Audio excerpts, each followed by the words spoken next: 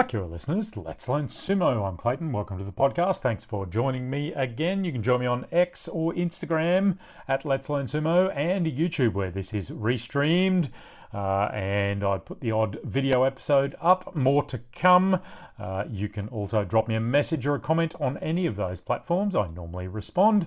If you like my content, you can donate to my Kimboshi fund to help me pay for a few of the subscriptions that keep the channel going. The Buy Me a Coffee link is in the comments. Or you can just enjoy the podcast as it comes. Welcome to day 4 of the November Grand Sumo Tournament from Kyushu, the southern island in Japan, city of Fukuoka. Kyushu, the island, has a city called Oita. It's one of the onsen cities down there. It has a thing called the Seven Hells of Oita, which are the superheated water pools down there. I think the big park full of crocodiles I saw at one point as well. You can see the steam rising throughout the city. So, on to the fights for day 4.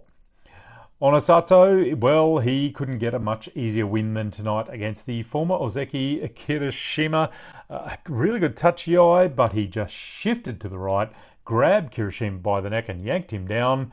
Hataki Komi, easy as that for his 4th win. Kirishima, 1 win from 4 matches.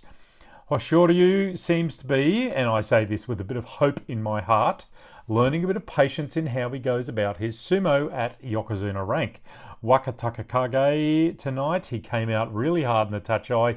They both didn't quite get a grip. Hoshoryu seemed to have not much going at all. They struggled with some sort of body grip, looking for something, until Wakataka Kage on the body grip, on the arm, yanked Hoshoryu. It was a bit of a fatal move, really. It did Wakataka Kage in, as Hoshoryu had a left body grip, followed him to the bales, had a really good balance and stance, and while Wakataka Kage up against the bales, his feet went sliding apart and he was too vulnerable. Hoshoryu forced him over Yorakiri, Yokozuna for his 3rd win. No wins for Wakataka Kage. Korizakura, he got a pretty simple win over Hakuoho tonight. He grabbed him by the belt off the touchy-eye and just pulled and helped him over the bales in short order. Uwata Dashinage overhand open belt throw for the Ozeki, his 2nd win. 1 win for Hakuoho. I believe his former Oyakata Hakuho, the legend, is either there today or maybe tomorrow to watch him compete as just a spectator. Anyway, so Ayanishiki Sekiwake, he just continues to look unbeatable at the moment. No one seems to have an answer for him. Takanosho was tonight's victim. It was a good touchy-eye as they thrust about. Ayanishiki got a left belt, tried to pull Takanosho over backwards with a leg trip. He missed it, and then Noddawed Takanosho. Takanosho recovered, but he hasn't really got a grip, as Ayanishiki just drove him back and over. Oshidashi for his 4th win. Didn't really look like Takanosho was going to get that one. Komusubi Takanosho, he's now in trouble. 4 matches and he's still winless.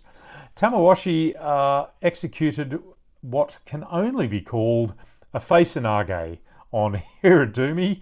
Hiradumi charged. Tamawashi grabbed him by the head with both hands, twisted him over hard, slammed him to the deck. Hiradumi had no chance. Officially, the Kimarite was called Akubi Hineri. Hineri, remember, is the word for twisting. A head twisting throwdown is the Kimarite. Ura returned to the winner's circle with a bit more reserved action tonight. Good to see. Ura, he went in low, of course. He's thrusting about with Oho. They exchange some Oshi thrusting, kept at it. Oho then thrust at Ura as he moves to the side. Oho goes past him. Ura recovered first and pounds Oho back to the bales for the final Oshi push out. Oshidashi for the win.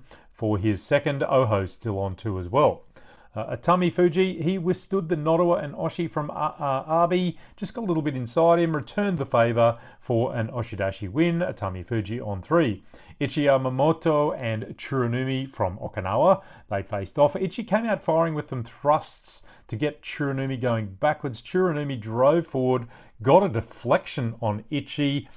It was kind of a half deflection, I'd say. Pushed him across his body and then pushed him out backwards over the bales, took out the Gyoji Minato, the Gyoji from Minato Beya. And funny, as the Minato Beya Gyoji went down into the alley, the second referee, who's always waiting, prepared to get himself up, but the Gyoji recovered to call the match. A Kuridashi push out for Tsuranumi, 3 wins. Good win by Tobizaru, if not a little bit unexpected in the way he took the bigger Kimbozan down. Tobizaru got a good double inside body grip as Kimbozan locked up his arms. Kimadashi, like Terunofuji used to do. Tobizaru wrapped his leg around the back of Kimbozan's leg and pushed hard. Down he went, Sotogake rear leg trip for Tobizaru. And that was a good win for him.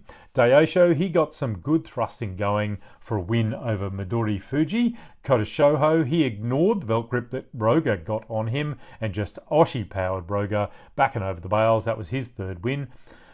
Bit of a messy but, fairly effective win for Fujinokawa over Shishi. He got a grip under Shishi's armpit and tried a couple of times, eventually pulled him over the bales.